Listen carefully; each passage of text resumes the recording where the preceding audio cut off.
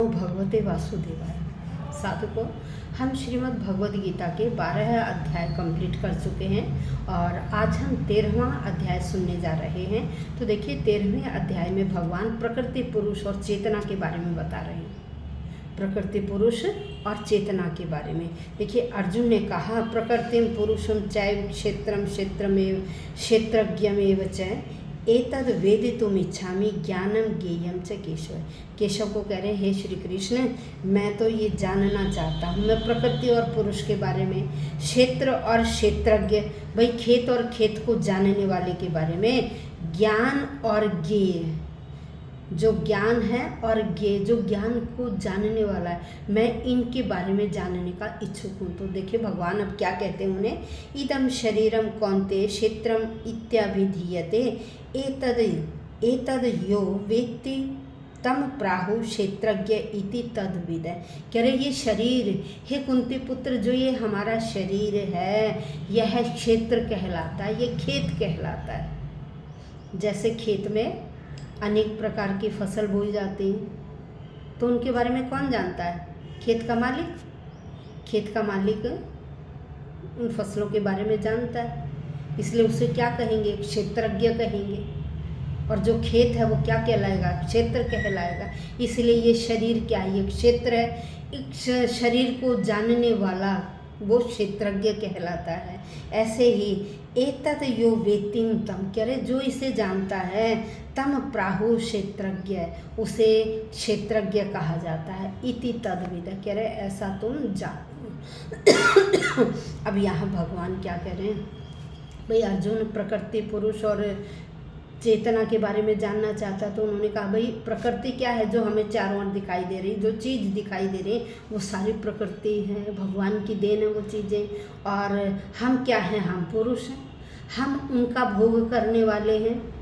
और चेतना, जिन व्यक्तियों ने जान लिया है कि ये सब चीज़ें क्षणिक हैं, सभी मोह माया है, तो वो क्या है? वो चेतना है। तो अब यहाँ क्या है कि अर्जुन प्रकृति पुरुष क्षेत्र क्षेत्रज्ञ ज्ञेय के जानने का इच्छुक था।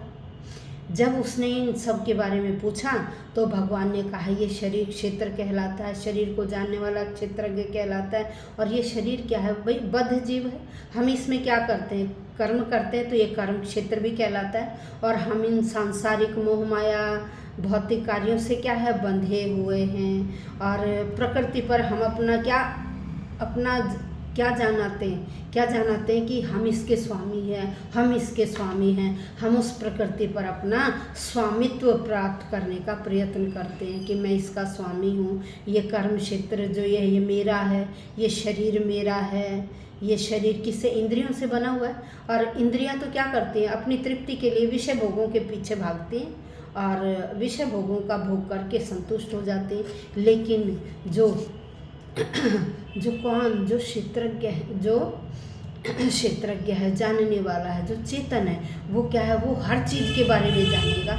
ये ऐसे क्यों हुआ, ये क्या है, किसने किया, इस प्रकार से जो इन चीज़ों को अच्छी तरह से समझ जाता है, वह क्या है? वह चेतना। लेकिन हर कोई व्यक्ति हर किसी चीज़ के बारे में जानना नहीं चाहता। कुछ व्यक्ति तो थोड़ा बहुत प्राप्त करके ही संतुष्ट हो जाते हैं, वो उससे आगे बढ़ना ही नहीं चाहते, वो उसके बारे में ज़्यादा जानना ही नहीं चाहते हैं।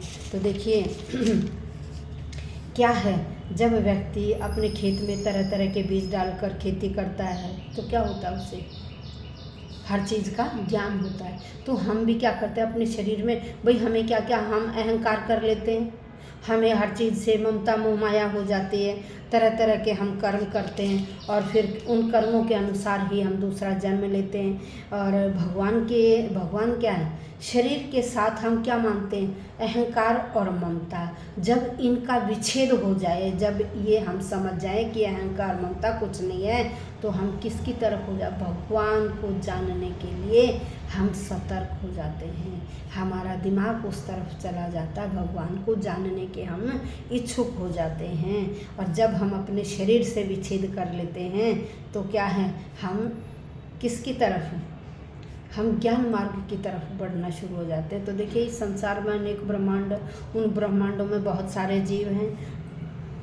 वो जीव जो हैं वो क्या है, कोई क्षेत्र और क्षेत्रज्ञ कहलाता है। साधक को जानना चाहिए कि मैं कौन हूँ, मैं क्षेत्रज्ञ हूँ और मेरा शरीर क्या है, ये क्षेत्र है, कर्म क्षेत्र है। तो जब हम अपने आप को कर्ता से अलग कर लें कि मैं ये काम करने वाला नहीं हूँ, तभी हम भगवान को जान सकते हैं।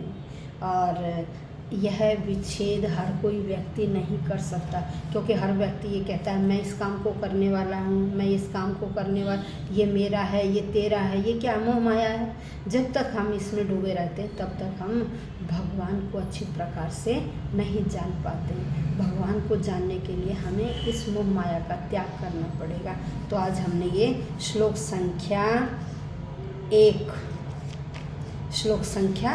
का श्रवण किया। कुछ ग्रंथों में यह श्लोक संख्या 1 और 2 दिया गया है। तो वीडियो पूरी सुनिए। और अब हम अंतिम उसकी तरफ जा रहे हैं, क्योंकि 12 अध्याय कंप्लीट हो चुके हैं। अब 13 में भगवान ने प्रकृति, पुरुष और चेतना के बारे में बताया है। तो आज हमने श्लोक का श्रवण किया। पूरी वीडियो सुनिए, अपनों बड़ों को भी सुनाइए, छोटों को भी इसके बारे में थोड़ा बहुत ज्ञान दीजिए और कमेंट बॉक्स में अवश्य लिखिएगा। ओम नमो भगवते वासुदेवाय। धन्यवाद।